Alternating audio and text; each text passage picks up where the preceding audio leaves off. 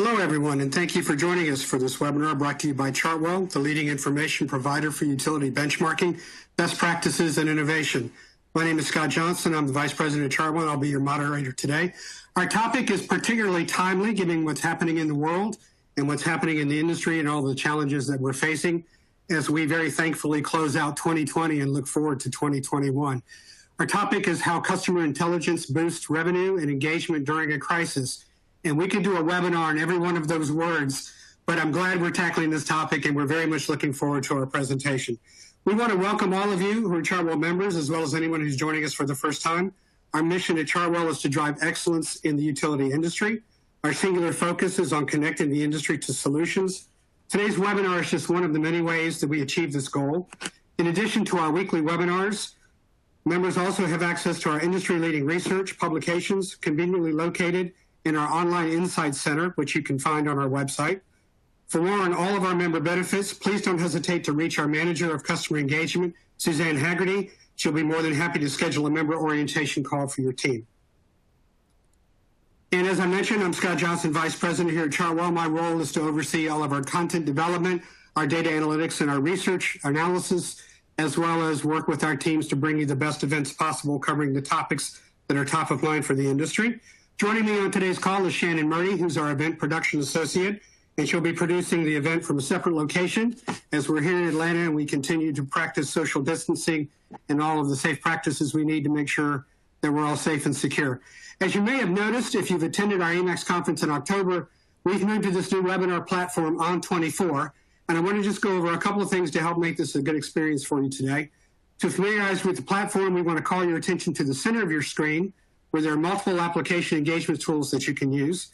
All of the engagement tools are resizable and movable, so you can adjust the interface for a good experience. So feel free to move them around and get comfortable with that. If you have any questions during the webinar today, you can submit them using the Q&A tool, and we look forward to this. And we are going to have questions toward the end, and you can chat them in at any point as we go forward, so don't hesitate to do that. We'll try to answer as many of those as we can at the end of the webinar, but if we run out of time or we get a question where we have to go look up some information, we'll address that via email afterwards. A copy of today's slide deck and additional materials are available in the resources list. They're in the engagement tools. We encourage you to download any resources or links that you find useful today. And finally, the webinar is being recorded. An on-demand version of the webinar will be available, should be by tomorrow, about a day after the webinar, and can be accessed using the same audience link that was sent to you earlier. The link will be sent to you again when the on-demand recording is available for viewing. So let's go ahead and talk about our topic today and our speaker. Today we're going to hear from BlastPoint CEO Alison Alvarez. She's going to share success stories from utilities using her company's predictive customer intelligence platform. The platform has gained traction as a go-to analytics tool for recouping lost revenue, increasing enrollment and cost savings programs, and protecting vulnerable customers throughout the pandemic. And that's certainly top of mind for all of us on the call today. Allison, as I mentioned, is CEO and co-founder of BlastPoint. She's an expert data scientist, a geospatial analyst, an author, public speaker, and consultant with 15 years experience building analytics tools for the energy, retail, media, automotive, and financial industries. She's committed to making data accessible for all. So Allison, I want to welcome you to the webinar today. We very much look forward to your presentation. I want to remind everybody who's on the line that feel free to chat questions in as we go along, and we will address those in the Q&A portion at the end of the presentation. So Allison, I'm going to go ahead and turn the virtual stage over to you, and we look forward to your presentation. Thank you for joining us. Thank you so much, Scott. I'm just so grateful that you have me here today. And I'd like to say hello to everybody out in our audience. Thank you so much for joining us today. The thing I want to say is, I'm the CEO and co-founder of BlastPoint. We make software that does amazing things. But I know everybody's struggling with big problems right now. And so I'm going to be talking stuff not just about any one particular utility, but I'm going to be talking across our customers, which is sort of a macro view of what's going on out there right now. And I know right now is the key thing. Everyone's struggling with higher debt loads.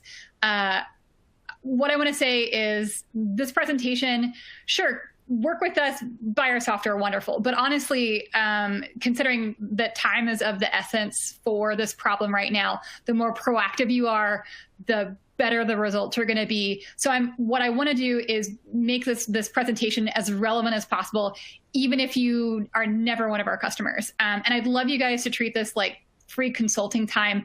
Ask whatever questions you need. My information is going to be at the end.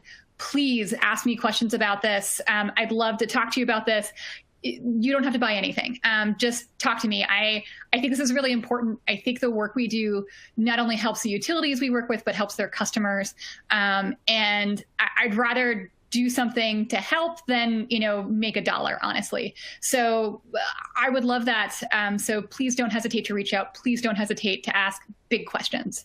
And moving into my presentation, my company is BlastPoint. We build big data, AI-driven analytic systems.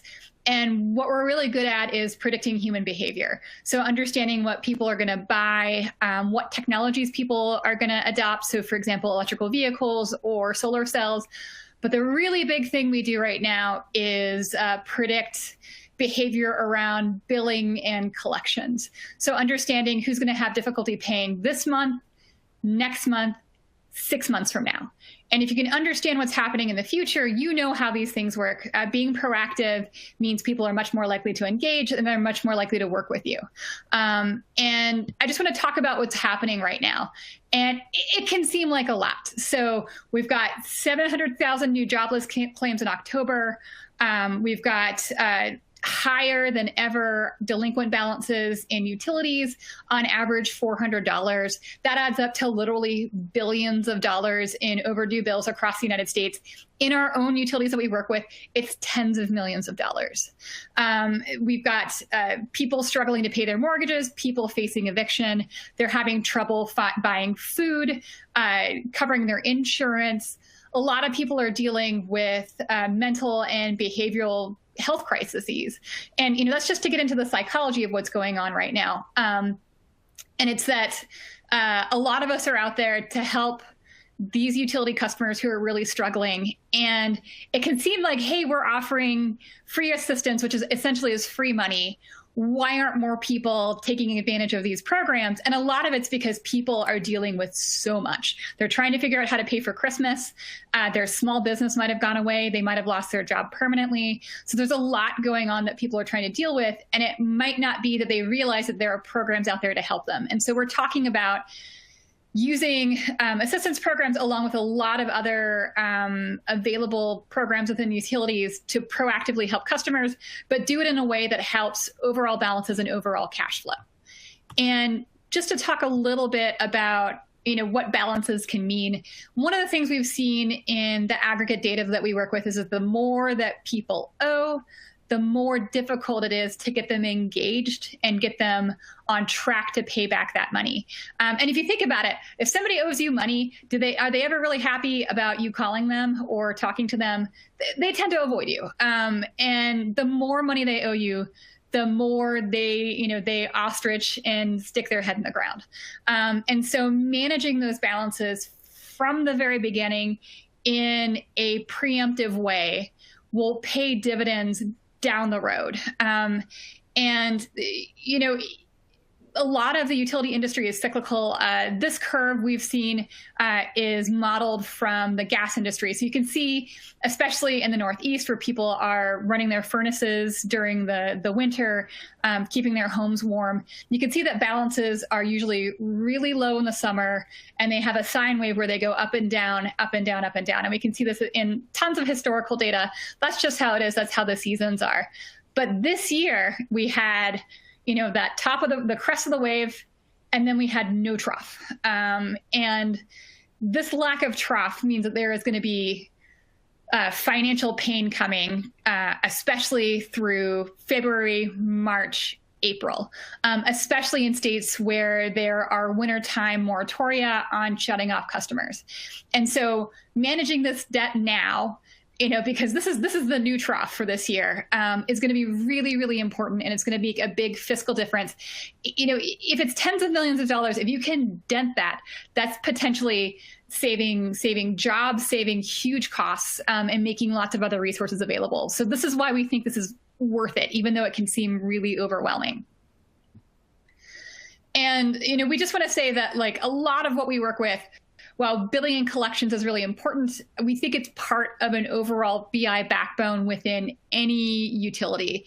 And for us, we address a lot of different things, reducing churn, optimizing outreach with customers, making every single message you have with your customers as precise and focused as possible. We think this is just part of a larger overall relationship with customers, because this is an industry where you have lifelong relationships with customers. You might have a customer when they're 20 and when they're 80. And there are not a lot of industries that can say that. And so applying data, understanding what's going on with customers, and using your vast, beautiful, rich historical data can really help you close the gap in a lot of these areas, just using resources you have or adding very affordable outside resources that add additional data. So I want to talk about how we're going to basically understand the customers who are struggling, how we tell who they are, and then understand what the right solutions are for those customers to meet all of their individual needs.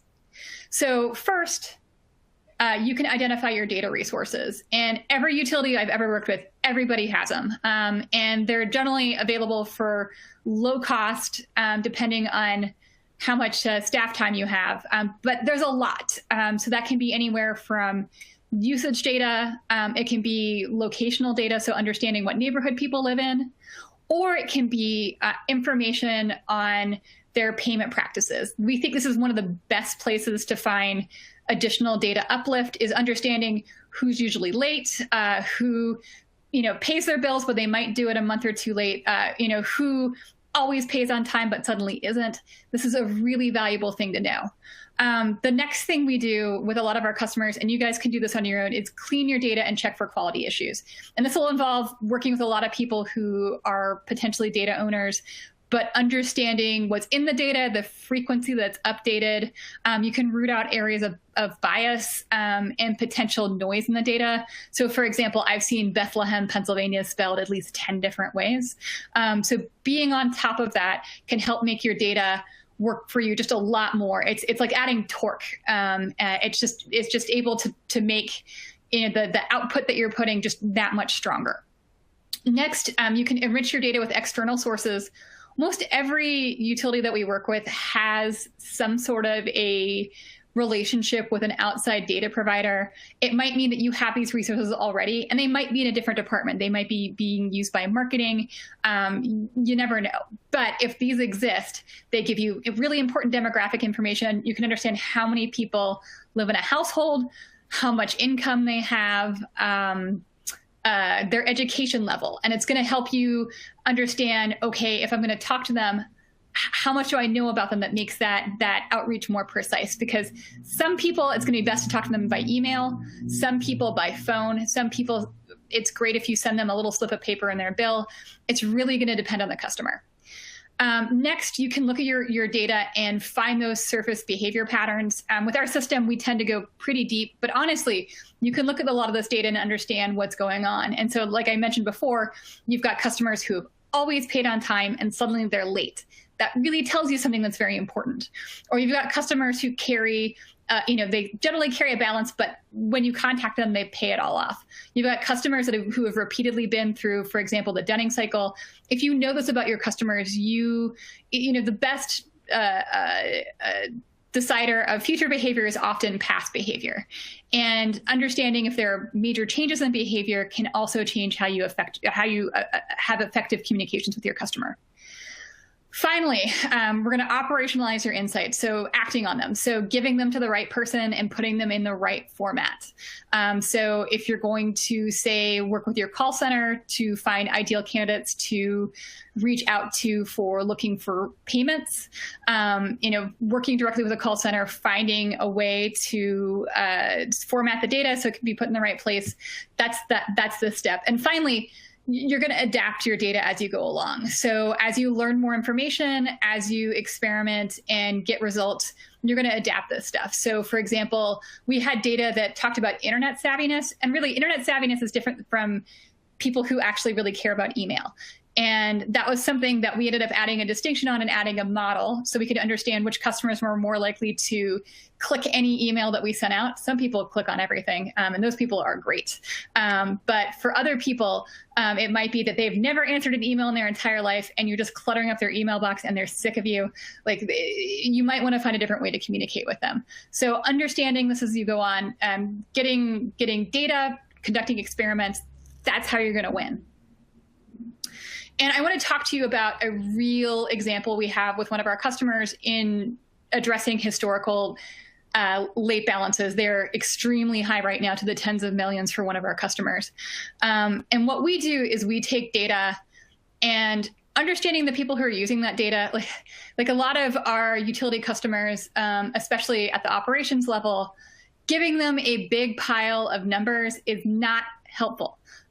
So telling a story with data actually really helps our customers engage with these stories and help their customers. So, for example, we were looking at what makes a customer, who's struggling, what's going on with them under each and every rooftop.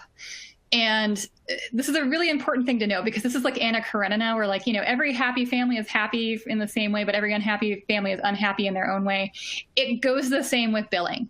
So people who are behind, they're not all behind for the same reason. It's not always that I lost my job. There's always something different going on in households, and understanding exactly what that is can help you address them specifically. So understanding which customers, just need a nudge. Those are the ones that you're going to want to put in your call center. So if you call them up, it's highly likely that they're going to give you a payment in full. You've got other customers who are going to be struggling more, those who are newly unemployed, and those have just been struggling even before the pandemic. You're going to treat those customers differently, because those newly unemployed customers, they don't understand the system. They've never been through it before. They've never done this before, and they don't even know what to ask for. And so sometimes being proactive with those customers can have high payoff.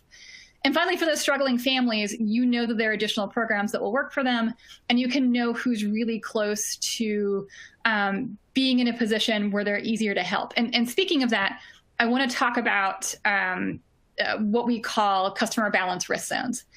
Every single utility has customer balance risk zones. They're all a little bit different in a utility based on electric, gas, where you're located, what the regulations look like. It's all a little bit different. And we generally see them, in these areas, but California is different than West Virginia. The economics are just different in both of those states. And so we think of customers in these three different groups. So we have customers that are in the green zone.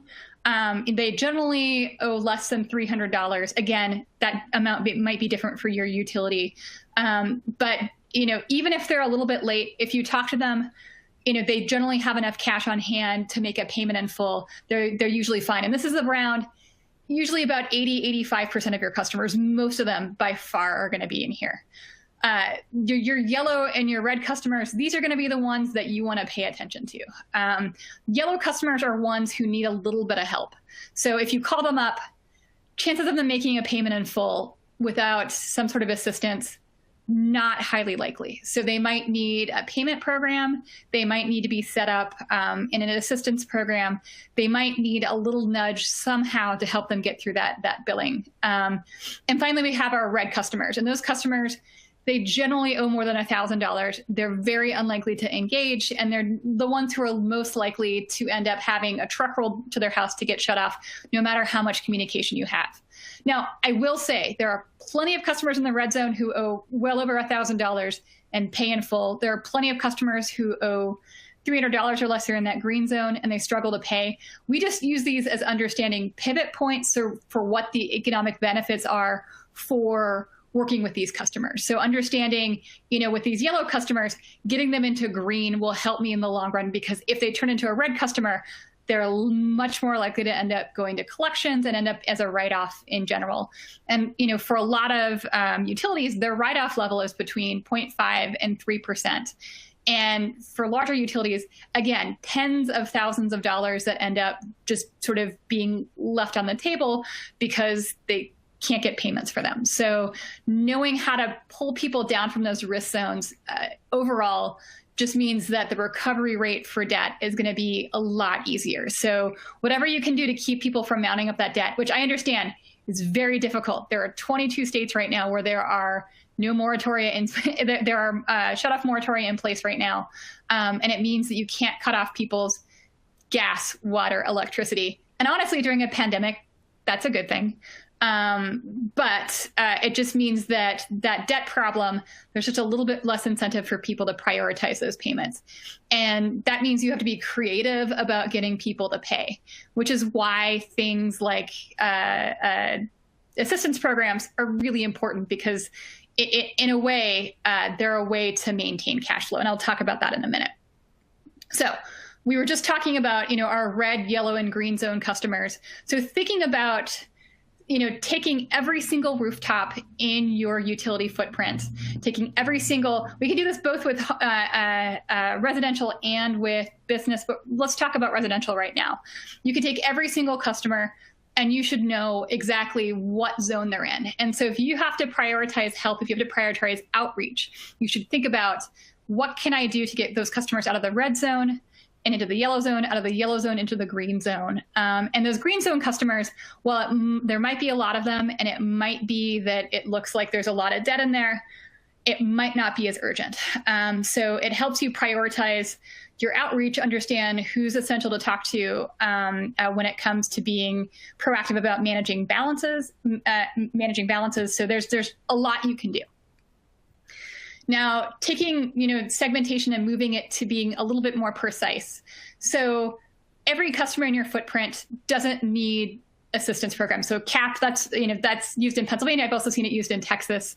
CAP generally means customer assistance programs.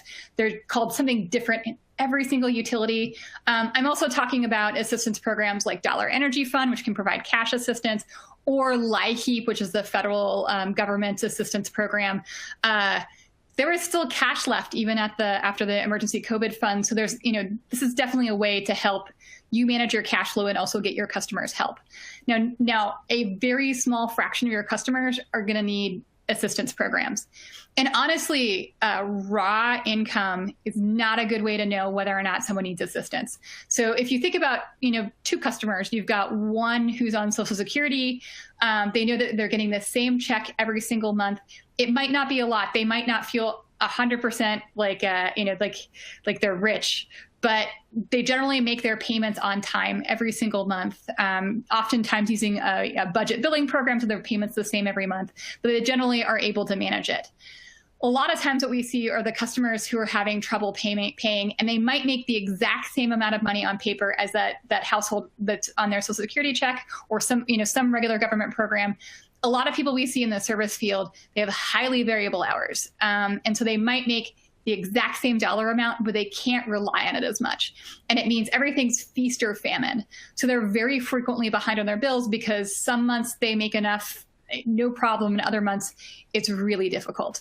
And so those are oftentimes our habitually late customers, and they are really good candidates for assistance programs, because assistance programs, even now during these moratoria, you're oftentimes required to make payments in order to stay on these programs, which is a way of making sure that you get at least some payment out of these customers.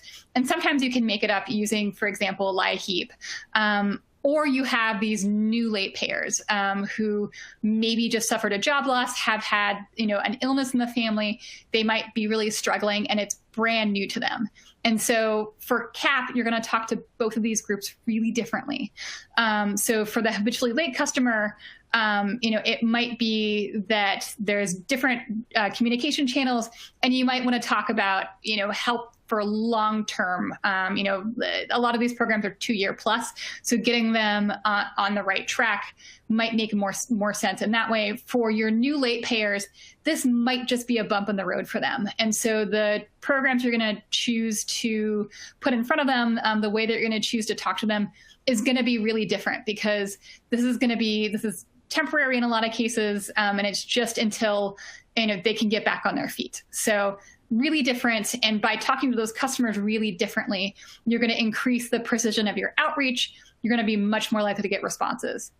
And finally, looking at sort of that really specific level of segmentation, almost none of your customers are going to end up going through the dunning process. Most people end up getting, on the right side of their bills before they end up in dunning.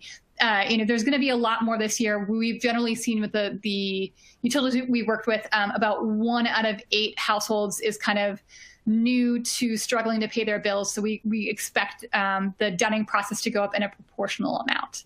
And so this is not going to apply to all your customers. This is going to apply to a select few. And what you're going to want to know is, based on your state, there's going to be different dunning steps. I know in Pennsylvania, it always starts with a phone call. And if you can understand the likelihood of a customer paying after a phone call, you can figure out, hey, where does it make sense to have robocalls, and where does it make sense to actually have somebody call from the call center? And if you have 5 minutes of capacity in your call center, a lot of our customers, for example, have mandatory overtime for some of their customers, especially during the holidays when everyone needs to earn a little bit more to buy Christmas. There's a lot of opportunities to use that excess capacity to address those customers who are behind. And if you can understand exactly who's going to make a full payment, then you know how to spend that 5 minutes exactly so you can maximize the dollar value that you're going to get out of that. I'm not saying, violate any kind of regulations in your states. Make sure that you meet all your obligations. Make sure you definitely contact customers. But if you're going to do something that's a little bit costlier, like using a human in a call center, it's going to have a potentially higher payoff, but you should make sure it goes to the exact right customers so it has the most payoff for you. And I wanted to show you this plan. This was actually put together by one of our customers here in Pennsylvania. And the thing that they chose to target was those yellow zone customers. So it's those customers who are going to need a little bit of help making payments. So they're figuring out how to get them down to that green zone and keep them out of that red zone come this spring. And so they put together this decision tree where they're looking at those who need assistance, who's a new late payer. We're going to do a personalized check-in with them, who's habitually late. And so we can understand who's been on previous energy assistance. If they have, we can find ways to automate their re-enrollment. A lot of states have loosened up regulations on proving, for example, with pay stubs, how much income they have to see if they qualify for these programs. They've just gotten a lot easier with this, which just means it's easier to put throughput through here. And, for those, new and habitually late payers, there's also the option for everybody who's new to energy assistance, understanding, using CAP awareness ads, these outreach awareness, these customer assistance awareness ads, doing direct awareness outreach that could be by email, it could be by phone, and doing automated enrollment wherever you can. So leveraging your web resources to get people through the program, to get them back on track, because you're going to get some payment out of these customers, even if there's a moratorium, if you can get them in these programs, and it's going to just be better. In the spring, I can only think about how many households are going to owe huge amounts of money. And there's currently no government help for that, for the utilities or for the household. So managing this right now is going to be a public good because there might not be a lot of help for this. So finally, I just want to give you guys a couple of tips for keeping your balance as manageable as possible. This is all stuff that you can do on your own that we think is well within reach of a lot of the teams we work with. So first, not everyone who needs help will ask for it. So we were talking earlier about sort of what's going on with people psychologically. There's a lot happening. So people are dealing with food insecurity. They're dealing with health crises. They're dealing with, potentially eviction or losing their homes. And so sometimes, even if you want to help somebody, you have to reach out to them and say, hey, I want to help. And doing that now is doing that better than later. Next, understanding who your good payers are and how they'll engage with you is, one of the best things we've seen our customers do, and it's something that really pays off. So good payers, we also call them A payers. They're people who have historically in the past always paid on time. So, they've been on budget billing. So they've always, had payments through that. They've managed to keep their balances at or near zero for the last 2 years or more. And if you see those customers that are suddenly starting to struggle, reach out to them immediately, because like even when they owe $30, honestly, like even when they owe almost nothing, because first they'll know that like you're paying attention and you're there to help, and second, you're addressing this when it's a $30 problem and not when it's a $1,000 problem. And those good paying customers, they've had a really good history with you, so they're going to be the ones who are going to be the most likely to be along for the ride when it comes to engagement.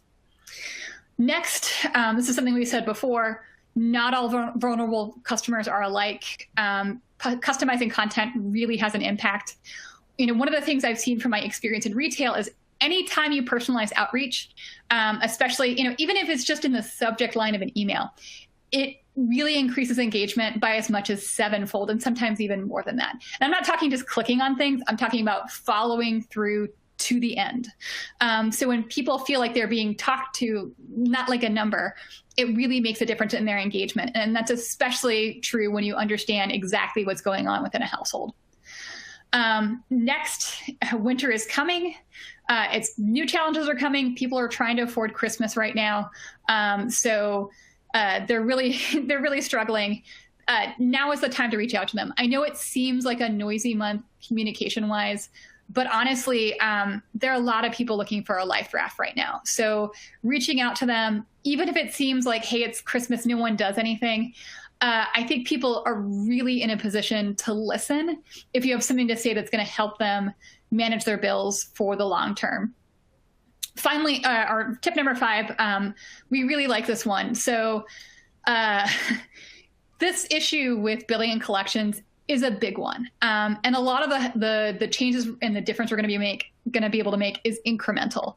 So there's still going to be shortfalls, which might mean that you have to look at the rest of the enterprise to figure out where potential savings is. And luckily, there's a lot of low-hanging fruit out there. The 2 biggest ones are e-billing and direct debit. I'm going to talk about e-billing on the next slide, but I'm going to go ahead and give away the lead. You can save more than $1 million really quickly with e-billing. So getting people off of e-billing means that you really reduce your mailing costs, you reduce a lot of processing costs. And even when you take, maybe increased call center volume into account, it ends up being maybe a penny on each individual bill in total. So it ends up being not costing you a lot, even if it involves switching people from paper to e-billing. So it's a really quick way to pick up gains. For one of our customers, we did a campaign. It took 6 weeks. They were able to save $1.6 million. And that was just moving, again, a small incremental amount of their customers from paper billing to e-billing. The other thing I'd say is direct debit is a miracle. We have seen it associated with 10 times better payment rates. When you hook things up directly with your bank account, everything gets paid on time. People pay really reliably. They tend to set it and forget it. And it's a really wonderful and reliable way to keep customers plugged in. They might be a little less engaged over the long run for programs like solar cells, bigger things than that. But honestly, there are huge payoffs in cash flow and getting customers, to prioritize payments to your utility. We think it is a huge untapped area of gains, and we think it's wonderful. Finally, there's electrical vehicles. They are coming no matter what. If you've heard the news just in the last month, New Zealand, Canada, and the UK have all put legislation in place that support electrical vehicles. So in New Zealand, the government's only going to buy electrical vehicles. The Canada and the UK are looking at getting rid of combustion vehicle sales altogether. So there's a lot that's going on. For utilities, this means a gigantic wealth transfer from the oil and gas industry to electricity providers. And this is not something that's going to happen overnight, but it's something that needs to be planned for. And it's not that is going to pay off tomorrow, but it's something that in a decade, it's going to mean huge gains and a big difference in how people are thinking about transportation. And being prepared for that now can really help benefit the future. So finally, there's no better time to do any of this than now. So talking about us, BlastPoint, we're really good at getting data operationalized in 8 to 12 weeks. The last project we got everything together and got results out in 6 weeks. We're very quick about it. I know you guys might not even have that much time. So if you're going to end up doing this on your own, I'd say, you know how if the best time to plant a tree was 20 years ago and the second best time is today. Same for data. And so whatever you can do now, because you saw we're in the new trough. So the debt levels are only going to go up this winter. I am very nervous about it. But the more you can do to address that now, rather than when debt levels are higher, when people are scared, the more you're going to be able to accomplish. And finally, I just want to say I'm not making all of this up. We worked directly with a lot of our customers to really realize really important gains. One of the ones we're proudest of is, even during this moratorium, we've managed to increase by 17% the amount of full payments that our customers have gotten from their customers.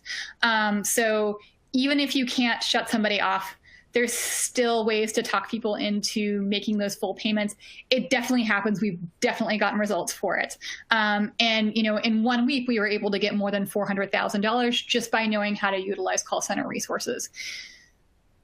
Also, by knowing how to talk to customers, the communication channels to talk to them, by personalizing communication, we can see 650% uplifts in email engagement. So that can be anything from, hey, sign up for this assistance program, to, hey, if you're interested in adding solar to your home, please contact us. So we're able to make that a lot more precise. We can help our customers acquire new commercial customers. So, for example, increasing C&I lighting, finding, if you're a gas company, finding new large industries to tap for your footprint. So there's just so many gains that are potentially out there. We've seen a lot of things across a lot of different parts of the United States. Again, I'd just like to say thank you so much for having me here. I'd really love it if you guys asked me any questions you needed. I'd be happy to answer any of them. I've been consulting free for Children's Hospital here in Pittsburgh. I've consulted free for lots of businesses who I think just need a helping hand for this stuff. And I'm more than happy to do it. My sales team would murder me for saying this. But I love making data into a total good for the community. And I'm so happy to talk about it. So I really appreciate you guys having me. And I'm going to turn it over to Scott. And thank you so much. All right. Thank you, Allison, so much. I wish you were just a little more passionate about your work, because it really comes through. And I commend you for your work with the hospitals and all of that. I mean, that's so important. So thank you personally for doing that. We're going to go into the Q&A section. We'll let you take another step and collect yourself a little bit, and we'll go. I want to remind everybody, we're going to be bringing up a survey in just a couple of seconds. Here at Chartwell, as a research company, we really need your feedback. We'd like to get some feedback on today's presentation, the topic, and that helps us as we shape our agenda for the future to look at what we can bring to the table. Again, we're very plugged into the cutting issues. We're very much a member-driven organization, and so we want to make sure we're asking the questions and bringing in the speakers you want to hear from. So that's our purpose. So please take a few minutes and fill that out and let us know how we can improve and what you'd like to see us bring to the table in the future. So let's go ahead, and the Q&A tool is open. Feel free to chat any questions that you have for Allison. While we wait for some questions to come in from the audience, I've got a couple I jotted down. I could almost go back 2 slides to all of those tips, and we could spend the next 2 days talking about that, because I think there was a lot to unpack in that. But let me ask you a question a little bit about proactive, because I can see there it's a fine line, particularly where you're talking about customers and payments and being in arrears and owing money. Not the best subject, as you mentioned, to talk about. But particularly a lot of the folks we're talking about now have never been in this situation. They've been some of those green customers for a generation. And now they're in a situation that was no fault of their own, and they're trying to manage that. So being proactive can go both ways. So I'm wondering what you've seen in working with utilities, what advice, as you look to try to implement that, which is important, but how you kind of manage that conversation. What do you see out there that's working from the companies that you're working with? Yeah. So I first want to say, I come from people who have always struggled to pay their bills. So a lot of this is really familiar to me. And I think about my own family and how there's a lot of shame wrapped up to not being able to pay your bills in full. Nobody wants to think about themselves getting a handout. And so I think understanding that and talking to customers, I think, is really important because it helps people be more receptive to your message. There's also things to think about that are not that people might not perceive as assistance programs that are also out there that I think are really helpful. So for one of our customers, or a few of our customers actually, we have a persona called Wounded Pride, and geez, these are my own relatives. So they're a little bit more rural, they're a little bit more blue collar. They're struggling to pay their bills, but half of them own their own home. So they're not frequent movers. They're people who stick around. And because they have this home, this asset, there's actually something you can work with. And there are a lot of federal dollars out there for weatherproofing. It's a little complicated now that COVID's in place, but a lot of the program is still intact and in place. And it means that you can get weatherproofing for customers. It's even as simple as getting funding just to get plastic for their windows. And what this does is this, number one, engages the customer so that they are, that you have a win with them. They know that you're being supportive, so they're more likely to pick up their phone if they see your name on their caller ID. But also, this helps as a way that helps get their utility bills under control. I could think in a lot of the northern Midwest, especially, there's older housing stock. A lot of it's not insulated. And so there are really quick and easy wins to making these homes more efficient because, for these households that are struggling, they're much more likely to own a house that was built prior to 1960. And it might just be the draftiest thing.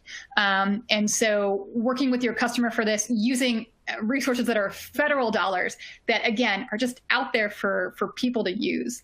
And they're available. And if you can connect the right customers with those federal dollars, it's a really cheap way, at least for you as a utility, to make gains with customers and have a customer who suddenly has a much more manageable bill. They're much more likely to pay on time. Very good. And we've seen over this past year a number of utility programs that have been really focused on empathy. We've featured some of those on our webinars, and we've done a series of COVID-specific webinars over time that really, I think, have showcased a lot of the good work. So I absolutely agree with you. I also wanted to pick up on something that you referenced and endorsed it 100% with Ebill. That's been a big focus of our work here at Chartwell. I think on the screen now is some information about our Billing and Payment Leadership Council that we facilitate here at Chartwell. And Ebill is probably the most discussed topic because of the very reasons that you mentioned. There's savings there. So I was very interested to hear you talk about, even in this situation, you wouldn't think that. But could you talk a little bit more about Ebill and maybe some things utilities need to think about that's already top of mind, but anything particular that you're noticing in the pandemic that maybe they haven't picked up on? Yeah, so Ebill's incredibly interesting. And I think there are people who are interested in e-billing that you might not think of off the top of your head. And I have to say, it was like my own bias that I was like, why didn't I even think of this when we ended up finishing with our data?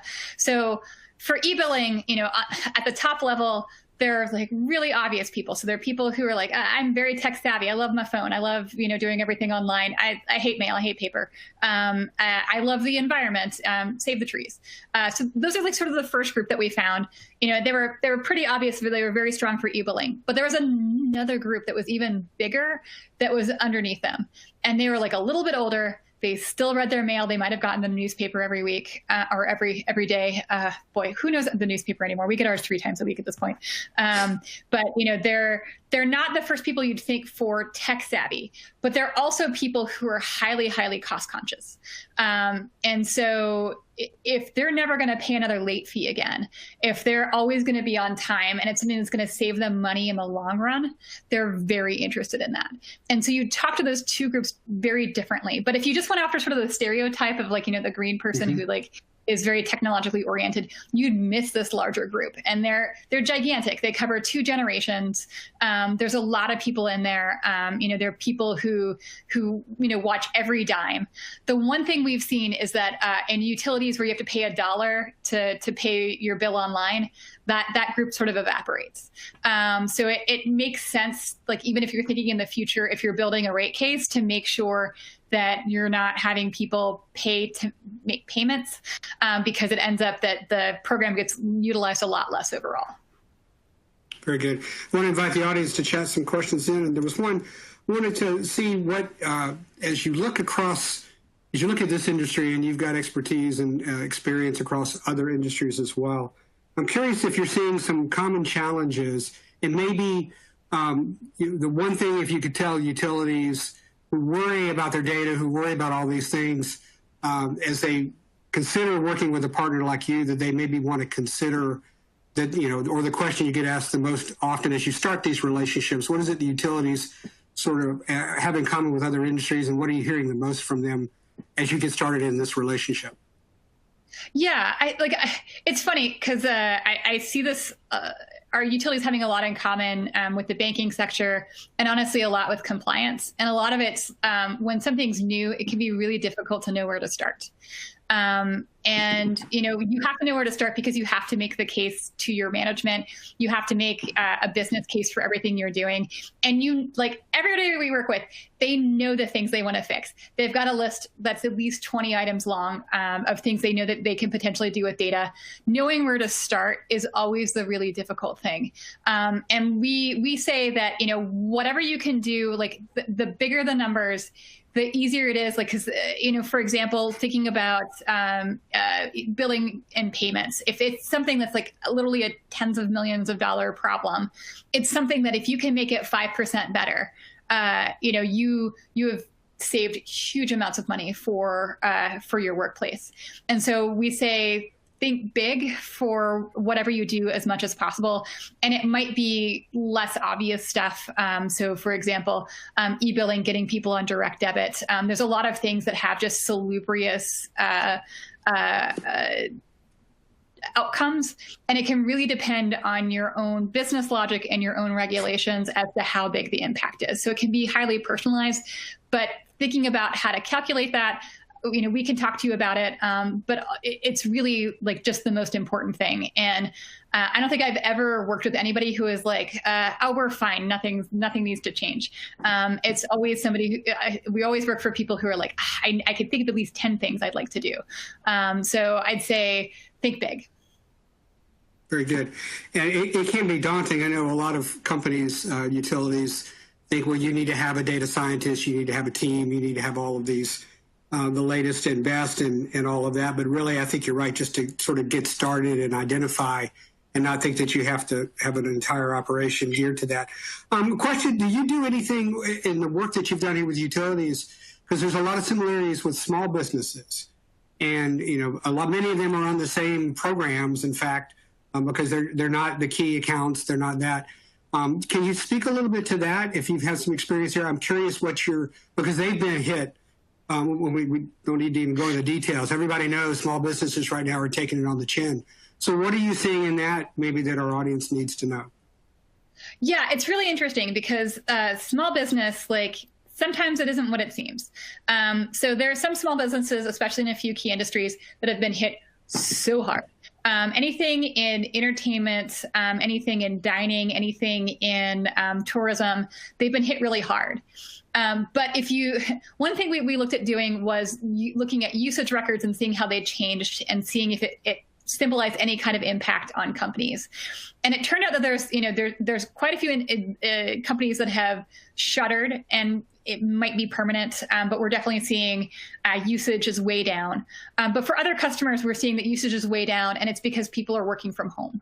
And so there's a really big shift in how people are working in general, and some of it might end up being permanent. And so this is gonna, if you think about it, most U.S. businesses rent their leasers, and this is gonna affect landlords pretty heavily, especially commercial landlords. And they tend to cover a lot of these utility bills. And they're ones who are covering that amount. And we think they're the ones who are going to be in a lot of danger that just they're going to leave off those payments. And so they might be somebody to address proactively. So if you can see multi-tenant environment, so you're seeing a lot of different addresses, and it's being paid for out of one account, it's definitely somebody that you might want to take a little time and talk to, because those numbers can really add up, because some landlords own lots of different properties and it might not be 100% transparent how much is being affected by that. And so by addressing that ahead of time, it's something that you can potentially get ahead of before the payments stop. Very good. Last question. So we talked a little bit about, how you manage those difficult situations. What do you and you talked a little bit about eBill, but I want to go beyond eBill. What do you think is the biggest overlooked opportunity that utilities need to be looking at, whether it's a demographic or whether it's I think you referenced some programs before, but I want to make sure they have your key takeaway as we conclude today on when they hang up and leave us, what do they need to go back immediately in their data and take a look at? Yeah. A lot of people are more interested in energy self-sufficiency than they ever have been before. It's ending up being a really hot topic right now, especially with its, climate change, but also people who have that, I want to be prepared mindset. And we're seeing a big uptick in interest in programs like that. And I think it's a real opportunity to make partners out of customers, potentially for energy, and build relationships all throughout the grid. And I think it's a way of making customers feel safer, even if we have stronger hurricanes or more intense winter storms. It's definitely something that's top of mind, I think, for a lot of different households. I know myself, I bought my first portable solar panel this last weekend, and I'm really excited about using it, especially for camping. And just thinking about that and extending it to the rest of my household is very interesting. And we're seeing a lot of uptick in that kind of interest. So it's potentially something for the future. And it's definitely a way to get customers engaged. Very good. No, that's great advice to close on, because I think a lot of people just assume it's a tough time. A lot of folks are interested in making those investments, but I know as probably you might be, sitting at home all the time now on the computer and working from home, you see a lot of things around the house that you can improve. And so certainly energy efficiency and taking advantage of that is very good. So listen, go ahead. The thing I want to say is, like we said, 1 out of 8 households seems to be really hit hard, really struggling. But there's the rest of your constituency. And, I know a lot of households are spending less money on entertainment and on food outside of the household. And it means that they have a little bit of pent up economic demand. And so it's a mixed bag with customers as far as, how good they're feeling about things. But some of them have a little bit of money to invest in this way. And this is an opportunity to use that. Very good. Well, again, thank you so much for sharing your information. Some great information. I want to encourage all of our audience members to go back and look at the data points that were in the slide and think about how you can leverage this information to improve, as I mentioned at the beginning, as we near the end of 2020, and we look forward to 2021. So Allison, to your team and everyone there at BlastPoint, we thank you so much, and we want to wish you happy holidays, and we look forward to following up in the new year and seeing how things are going and learning from more experiences. So let me go ahead and close out with a couple of things for our audience members. I want to remind everybody, we're near the end of the year, but we're not done yet. We've got 3 great webinars coming up in the next couple of weeks. We've got Sneeko talking about efficiency kit programs during COVID. Perfect timing on that one. One of my favorite webinars, and that's not just because we do it, but it's a great opportunity every quarter we bring to the table for those of you who are, I can't believe it, but you're a little bit too busy to track everything we do in our research. We bring our quarterly findings to the table. So in that one webinar, you can take advantage of all the information that we've shared in the 4th quarter of the year and really get a full dose of what you can use to improve your operations there. So make sure you circle the 16th That's going to be a great webinar with my colleagues here at Chartwell. And then last but not least, looking at 2021, transforming the customer experience, sponsored by Message Broadcast. Really like the way that Allison tied in the work that they're doing here in the billing area and in credits and arrears to the overall customer journey, because that's really what we look here at Chartwell. So we're going to be ending the year sort of back to our roots and looking at the entire customer experience with Message Broadcast joining us for that one. So you don't want to miss that. Last thing I want to remind everybody is for Chartwell members, you have the opportunity to visit our Insight Center, which is our website, that area where we put all of our benchmarks and our information. Do take advantage of this. These are industry-specific resources and proprietary research that's available to you there. It houses literally thousands of pieces of customer service-focused research and best practices, case studies, benchmark reports, industry survey data, and we have the recordings of the past webinars accessible there as well. These will provide leading utilities with innovative information to improve your customer satisfaction and your operational efficiencies while reducing costs. All of that's so important these days. So thank you to BlastPoint, thank you to Allison, and thank you to our audience for joining us today. This does conclude today's webinar brought to you by Chartwell, leading information provider for utility best practices. For more information, you can visit our website at chartwellinc.com. You can reach out to Tim Herrick, and let me bring his information, I think there's on the screen. So you can reach out to him to learn how your company can get even more involved. If you're a member, thank you so much, but how you can get more involved in working with Chartwell and leveraging the information we have. Thank you again for your participation. We look forward to seeing you at a future Chartwell event. To end the webinar, all you need to do is just close out the browser and if we don't talk to you between now and next year, have a very safe holiday season. Be careful out there. Be safe and have a great end of 2020 and looking forward to 2021. Take care, everybody.